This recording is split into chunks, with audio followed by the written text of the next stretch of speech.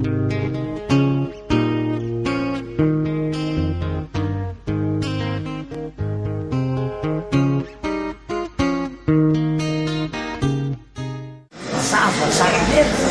ianao zao lasina dinina dia ahoana posa ratsy be tsy maninona ratsy be zao fotsiny inona zao ny fihetseham-pony hoe lasina dinira mafisolona za aloha dia manana fihetseham-po betsaka mihitsiny satria voalohany indrindra izy zany tena natsiaro hoe resaka vehivavy aloha voaloha, faharoa resaka ankizy,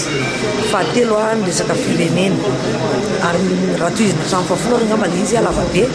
fa natsapa izy hatramin'ny ny olona tia tena, ny olona tia mangorokarena,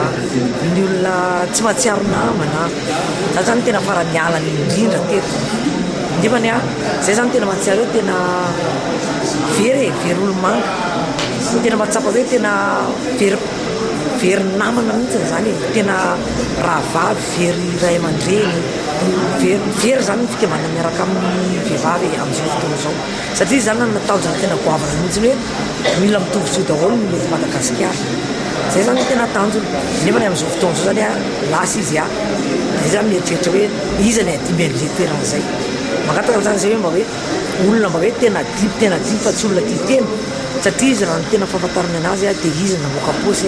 fa tsisy vola mihitsy hoe entina hoe mifanampiana ohatran'izao nentina fitiavan-tenina tany am-paosiny fa nizany izy atonga ao na manao kapana tsy manao kapana izany izy dia raisiny mpanajana daholo nefa mangataka zay amin'ny fitondrana rehetra hoe mba olona mba hadiga zay ara-dalàna re mba hasolo eo fa tsy olo-kafa mba ho tia tena dia zay misaotra nareo nandray anay ampahatsolo.